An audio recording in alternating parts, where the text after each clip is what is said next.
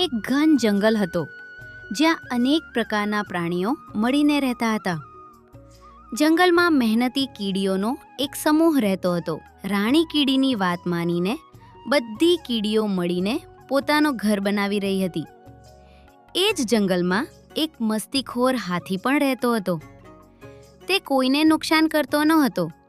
બસ રમવું કૂદવું તેને ખૂબ ગમતું હતું. એક દિવસ જ્યારે કીડીઓ પોતાનું ઘર બનાવી રહી હતી ત્યારે હાથી ત્યાં આવ્યો અને બોલ્યો, તમે લોકો એટલી મહેનત કેમ કરો છો?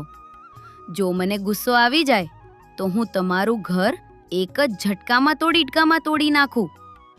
આવું કહીને હાથીએ નજીકની નદીમાંથી પોતાની સૂંઢમાં પાણી ભરી અને કીડીઓ પર છાંટ્યો. રાણી કીડીને ખૂબ દુઃખ થયું. તેણે હાથીને કહ્યું, અમે નાના જરૂર છીએ, પણ સાથે મળીને મહેનત કરીએ છીએ. અમને આવી રીતે સતાવશો નહીં. એકબીજાની મદદ કરવી જ સાચી તાકાત છે. હાથી હસતો હસતો ત્યાંથી ચાલ્યો ગયો. પણ કિસ્મતને કંઈક બીજું જ મંજૂર હતું.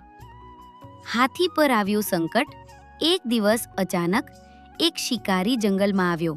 તેને મોટા પ્રાણીઓને પકડવા માટે જાળ પાથર્યા. હાથી બેફિકર થઈને જંગલમાં ફરતો હતો અને ભૂલથી એ જ જાળમાં ફસાઈ ગયો.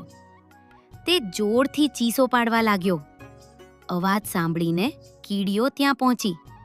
રાણી કીડી બોલી, મિત્રો, આજે સમય છે કે આપણે બધા મળીને આ હાથીની મદદ કરીએ. સેંકડો કીડીઓ શિકારીના પગ પર ચડી ગઈ અને તેને દરેક જગ્યાએ કરડવા લાગી. શિકારી દુઃખથી ચીસો પાડતો જંગલ છોડીને ભાગી ગયો. હાથી આઝાદ થઈ ગયો.